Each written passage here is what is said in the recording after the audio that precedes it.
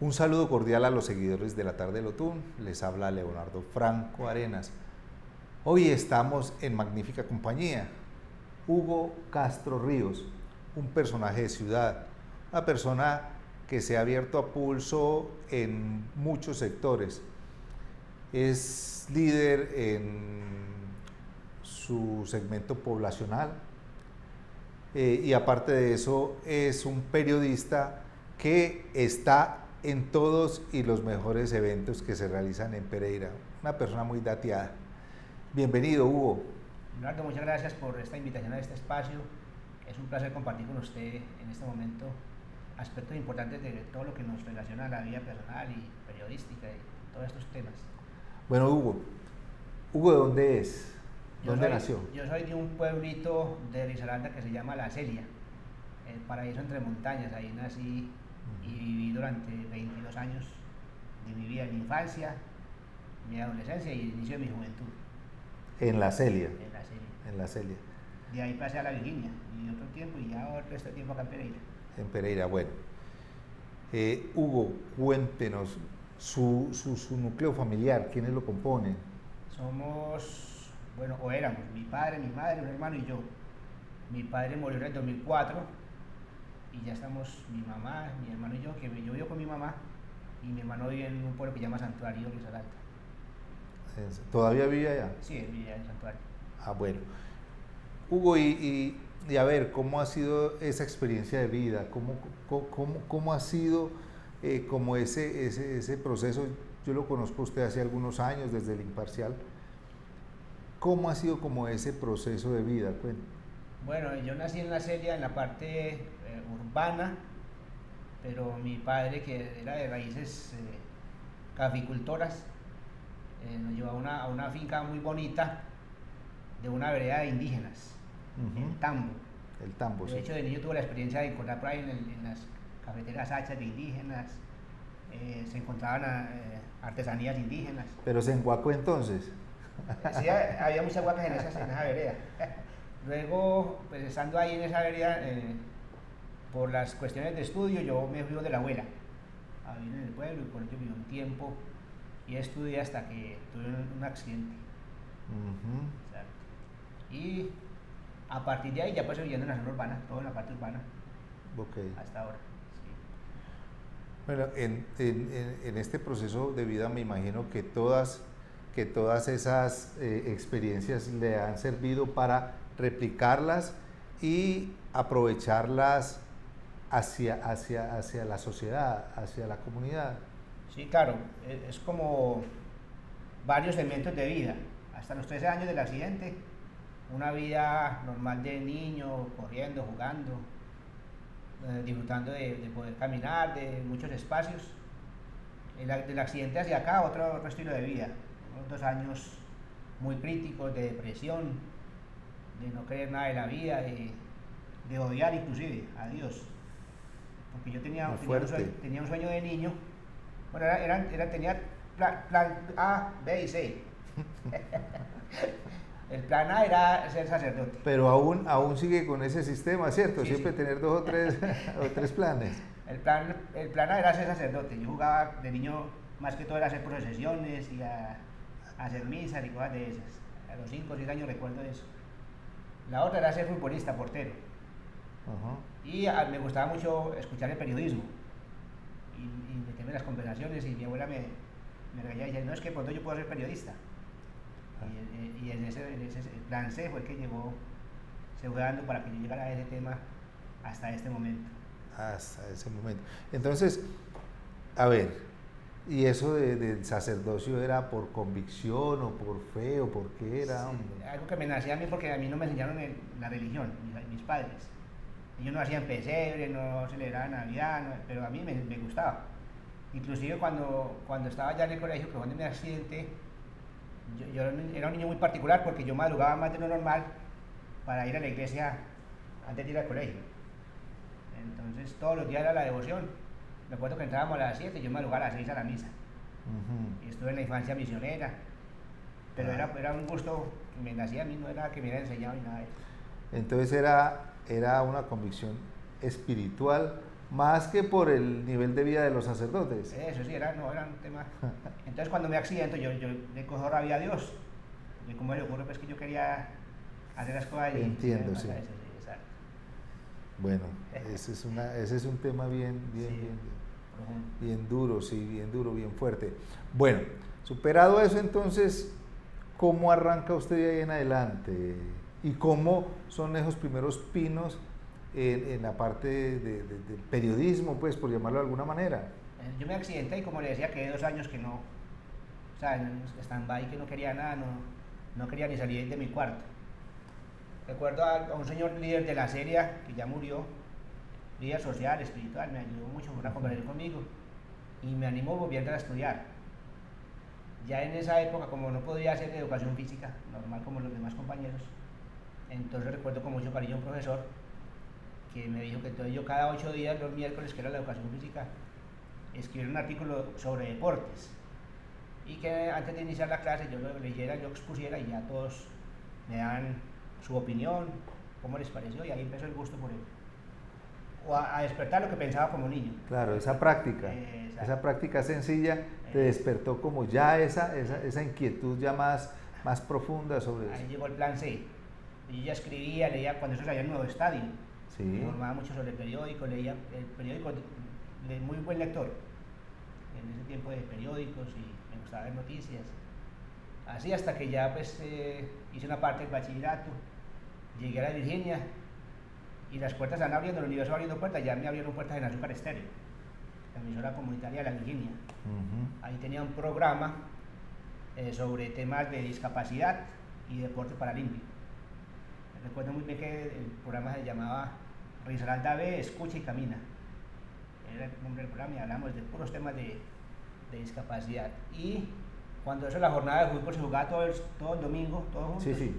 Entonces con un locutor yo llevaba estadísticas y hablábamos de la jornada de fútbol. Como comentarista. Exacto, y hablando de estadísticas, temas, anunciando los goles, cómo iban, todos esos temas. Entonces los inicios en el periodismo fue a nivel deportivo. Sí, exacto, a nivel deportivo. Por disfrute, por gusto y ya por conocimiento, por toda esa experiencia. Exactamente. Ya después de esa experiencia en la Virginia con Azúcar Estéreo, ahí conocí a un gran amigo que se llama Rubén Darío Varela, que ha sido mucho de los medios. Sí. Lo conocí en la Virginia. Por otras circunstancias me vine, por enfermedad de mi mamá, me vine para Pereira, pero aquí no tenía pues como espacio, no tenía conocidos. Y fue Rubén el que me abrió el espacio en el Imparcial, que fue donde también lo distinguía a usted. Cuando nos conocimos, sí, en el Imparcial. Exactamente. Okay. Allí estabas al frente de la emisora, ¿cierto? Emisora y de editar la parte también de deportes. Y deporte paralímpico. Deporte paralímpico. Para personas en situación de discapacidad. Muy bien. Hasta que se independizó. Sí. Hasta que dijo, bueno, ahora vamos a recorrer el camino, vamos a hacer camino. Hice un curso con el Ministerio de Comunicaciones, MINTIC, periodismo digital, otro con HP Live sobre medios sociales. Para irme capacitando, también empecé a estudiar desarrollo de medios gráficos visuales y a tener mis páginas y me independicé como usted dice. Interesante, como pueden ver, una persona pues con una mente abierta y con un deseo de capacitación y de superación en todo momento. Entonces ahí viene Tu Voz Estéreo, Tu Voz Pereira. Tu Voz Pereira, inicialmente Mundo Capaz, que es una página enfocada en ese segmento de la población. Fue primero Mundo Capaz. Sí. Que es la parte que tiene que ver con personas en situación de discapacidad, emprendimiento, deporte paralímpico, cultura, o sea, todo lo que hagan personas o entidades en torno a la discapacidad es lo que tratamos de cubrir con Mundo Capaz. Y pues en vista de que yo voy a muchos eventos y tomo muchos temas de periodismo, entonces de ahí salió Tu Voz Pereira. Ok, pero una pregunta para ser más preciso o para yo entender mejor, Hugo. Mundo Capaz se enfoca también en informar, sí, claro. Informar concretamente sobre todo el tema de discapacidad. Exactamente. No es una fundación. No, yo no tengo nada que ver con fundaciones. Tengo muchos amigos de fundaciones aquí en Pereira, pero yo en este caso lo tomo como la parte periodística de manera independiente. No tengo una fundación, es una página que ahí tienen cabida todos los proyectos, todas las personas que quieran ser visibles e informar. Tuve la oportunidad de transmitir así por otras páginas con Mundo Capaz el reinado de Miss Mundo en silla de ruedas. Colombia quedó de quinta. Vicky Monroy, Ya. ella es de Palmira. He tenido oportunidad de transmitir, por ejemplo, el torneo nacional de fútbol para ciegos, que se jugó aquí en Perla del Sur, y quedó campeón el equipo de Santa Rosa. Aquí en Pereira, Sí, claro. en el barrio Perla del Sur. Y se jugó un torneo nacional con equipos de Cundinamarca, Boyacá, Antioquia, Risaralda. Venga, Hugo, hay una cosa, y es esta, los medios tradicionales y la gente del común, la sociedad no conoce, o más bien desconoce este tipo de eventos y de Claro. cosas que se realizan y que son tan importantes.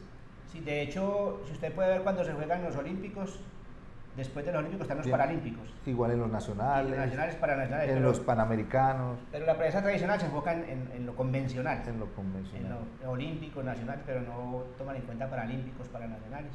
Entonces este medio es lo que es el que ha hecho que se haga en gran parte visible todos estos procesos de la parte de discapacidad, y son muy bonitos. Me surge una inquietud. En ese esfuerzo de replicar todos esos ejercicios que se hacen, esas experiencias maravillosas, ¿usted cuenta con algún tipo de soporte o ayuda del sector público? Sí, a mí me han ayudado en varias ocasiones del sector público con relación a la pauta, a la publicidad para poder hacer el trabajo, claro. Y, por ejemplo, si se realiza, a ver, digamos, un reinado nacional no sé, en Bogotá, en otra parte del país, ¿usted se desplaza o todo lo hace por internet? No, toca por el momento, hacia distancia, porque para eso sí los recursos no alcanzan todavía. Pero ese es el objetivo, claro, ese es el objetivo. Pero por ejemplo con la reina yo tenía contacto con ella, telefónico, para videos, audios.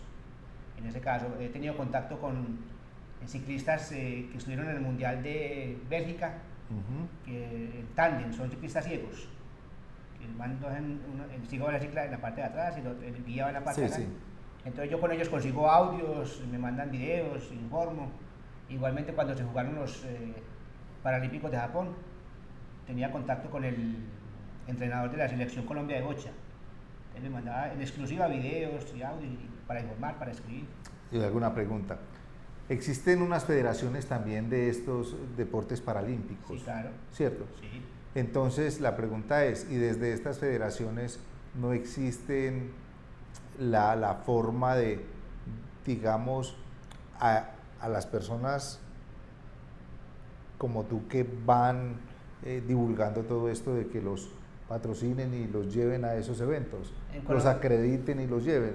En Colombia existe el Comité Paralímpico Colombiano, pero ellos lo que dan solamente es la acreditación, o sea, el derecho a asistir a esos eventos, pero no hay patrocinio para decir que uno va con costos o cosas de esas. No, ¿Y de la empresa privada?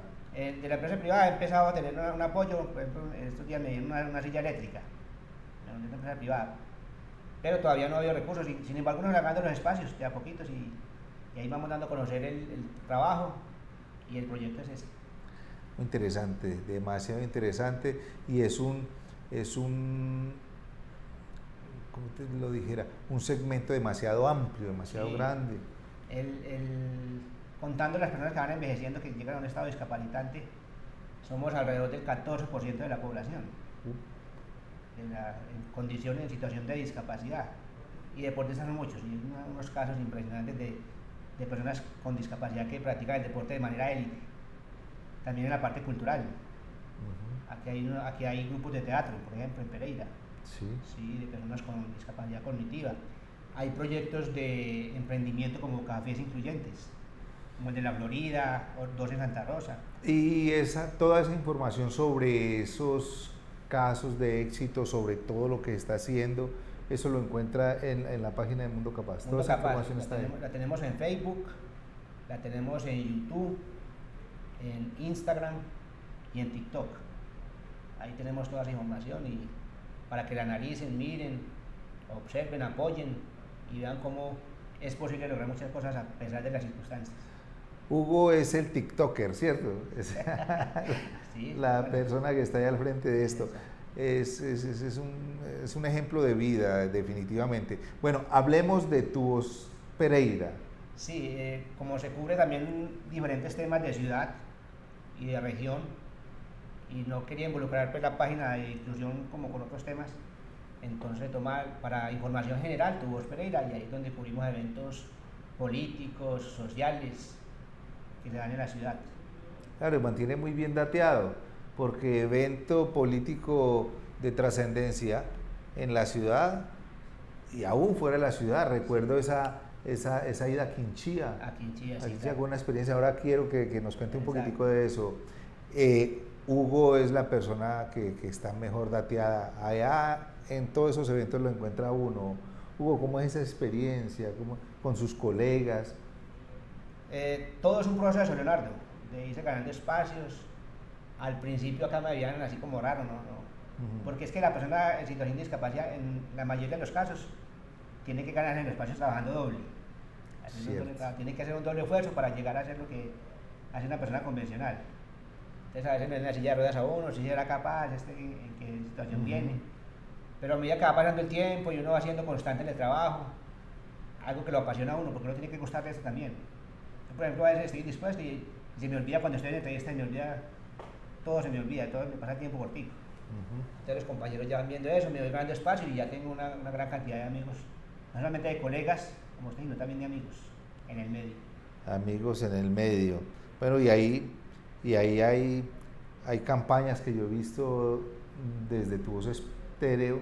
Pero ahí, Hombre, es que se me confunde con ese programa de televisión que hubo programa de hace televisión. muchos años. Exacto, Tu sí. Voz Pereira, Tu Voz Pereira.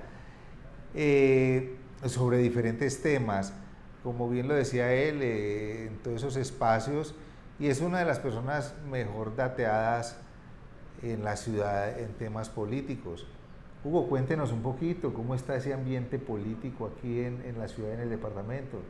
El ambiente aquí no es muy diferente al ambiente nacional, aunque aquí pues hay, en este eje cafetero, como por tradición, por cultura, la gente es muy tirada un poco hacia la derecha, Ujú. aunque ha ido cambiando, ya ahora con dos curules del Partido Verde, con personas que ya aspiran con fuerza desde los alternativos, ha ido como un poquito equilibrándose las fuerzas. De igual manera no dejan de haber maquinarias que son fuertes, tradicionales y que se unen a cualquier costo para llegar. Ese es el tema Sí, que se ve. para mantener el poder. Exactamente, es lo que uno visualiza. De esa manera no nos sentimos muy tremendos dentro de ellos. No, por ejemplo, a una entrevista o a una rueda de prensa y a uno siempre le hablan de acuerdos programáticos, Ujú. pero uno sabe que eso de programáticos es Son los simplemente. acuerdos por debajo de la mesa, sí. Sí, exactamente. Venga, Hugo. En algo que conjuga muy bien lo que acabamos de hablar y lo político. Y es una experiencia que a mí me impresionó, en serio. Yo escribí algo sobre eso y fue la experiencia que tuviste yendo a Quinchía. Sí, hubo unas mesas de preparación en Quinchía por la visita del actual presidente Gustavo Petro y hubo un encuentro con él en el Coliseo de Quinchía. Yo fui las dos veces porque nos interesaba un tema de una mesa de proyecto productivo para discapacidad, y aquí hay un líder que tiene una discapacidad visual. Ujú. Él tiene un perro guía, un lazarillo. Un perro guía. Se llama don Ignacio Gómez Herrera, que es un líder impresionante acá en el departamento. Y nos fuimos, yo tengo un motocarrito, nos fuimos, él bien ciego y yo en una silla. Fuimos las dos veces a Quinchía y la última vez Petro nos hizo esperar ahí, nos vinimos ya a la 1 de la mañana. A la 1 de la mañana cogieron carretera. Sí, señor, ya a la 1 de la mañana y para acá. Y son experiencias bonitas. O sea, mucha gente que uno le cuenta así simplemente sin haber visto no cree que alguien ciego y otros silla de ruedas hayan ido por allá solos, Y acompañados de un perro guía. acompañados de un perro guía, exactamente. Sí, señor. Es motocarro. Ese es una expresión de lo que él decía ahora. Es el esfuerzo y el afán de superación. Simplemente es imaginarnos una persona en silla de ruedas, otra persona con una limitación visual, ciego, ¿cierto? Ciego total, sí. Y un perro guía en un motocarro, 2 horas y media a Quinchía. No, más. Más. Son 3 horas larguitas. Eso, Es lejos Quinchía. sí, Sí, señor. y todo bien. Sí, normal, uno se va y ya se va en el camino, ya a lo que vaya llegando, pero todo muy bien. Como dicen a Santa Rosa o al Charco, se fueron y a lo que pase. Exactamente. Sí, señor. Hugo, definitivamente, se lo digo a ustedes, amigos de la tarde del Otún, es un personaje, es una persona de admirar por lo que ha logrado y lo que ha trabajado en torno a todo este segmento de personas en estado de discapacidad. Cuenten un poquitico sobre ese tema, Hugo. De hecho, yo no pierdo oportunidad cuando hay pruebas de prensa, entrevistas, de hacer ver el tema de la población en situación de discapacidad. A veces los espacios arquitectónicos, actitudinales, son barreras que hay que ir eliminando. A veces falta de rampas o asesores, pero más a veces la falta de oportunidades, porque el entorno es discapacitante, a veces las personas también no ven de la manera correcta las personas en situación de discapacidad, entonces son barreras que hay que ir eliminando, se hace con trabajo. Hay una palabra que es accesibilidad, ¿cierto? Exacto. Y que está contemplado pues dentro de los planes de desarrollo, ya, y lo ponemos entre comillas porque definitivamente la mayoría de los mandatarios locales no tienen esto en cuenta, ¿cierto? Y la accesibilidad para personas en estado de discapacidad, la que sea, es muy limitante. Sí.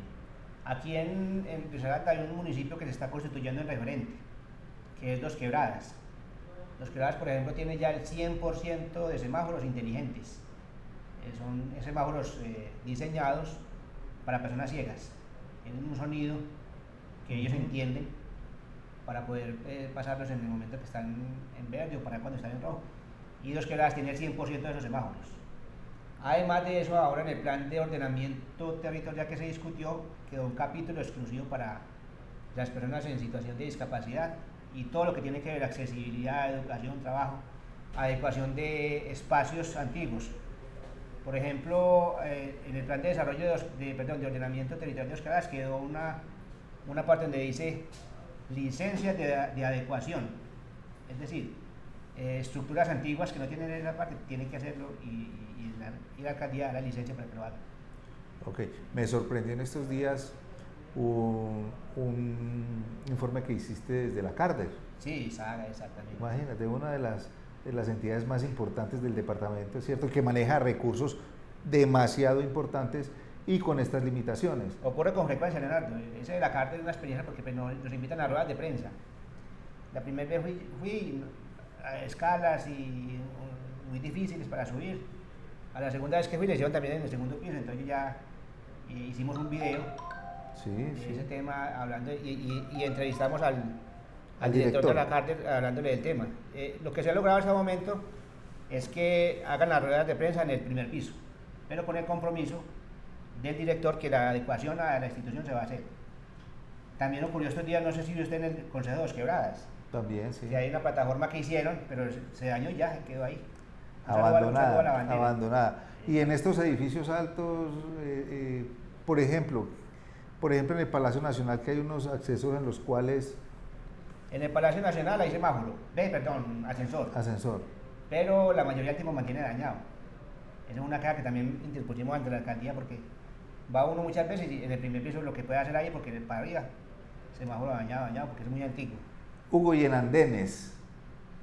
La parte del centro de la ciudad, muy bien. Lo que es una parte de la octava y séptima, desde la 25 hasta la 13, muy bien. Las rampas. Las rampitas para andén y todo muy bien. Con un problema que es que los vendedores ambulantes, hay tanto ya que se colocan en la parte donde estaba para subir el andén muchas veces. De resto, la parte periférica de la ciudad es un caos. ¿No? Caos. Y en los barrios ni se diga. No, pues imagínate la parte periférica, Villa Santana, Cuba, no, muy difícil, inclusive con el transporte. Si uno utiliza el bus verde, que es articulado, muy bien, hay un espacio para sillas de ruedas. Pero los amarillos ya no, hay solamente algunos y hay que pedir el bus con tiempo. Bueno, cambiemos un poquitico de perspectiva. Ya está hecho, está listo el Plan Nacional de Desarrollo, ¿cierto? Sí. En el cual uno de los compromisos del presidente del gobierno actual era trabajar en mejorar la calidad de vida de las personas en estado de discapacidad. ¿Has leído algo sobre Sí, algo que me parece muy bueno que se implementó en ese plan de desarrollo es la Gerencia Nacional de Discapacidad. Es un ente como aparte que se encarga exclusivamente del tema de discapacidad, con personas encargadas sobre el tema y en situación de discapacidad, que es lo más importante? Porque muchas veces en esos puestos, como es tanta burocracia, tanta política, coloca gente o que no sabe el tema o que no lo siente. Claro, entonces definitivamente es importante porque Sí. el que tiene la limitación o la limitante es el que puede desarrollar una labor importante. Entonces, en ese punto sí es un acierto del presidente actual que haya tenido en cuenta esa gerencia por aparte y dirigida por personas en situación de discapacidad y la gerencia de cuidadores.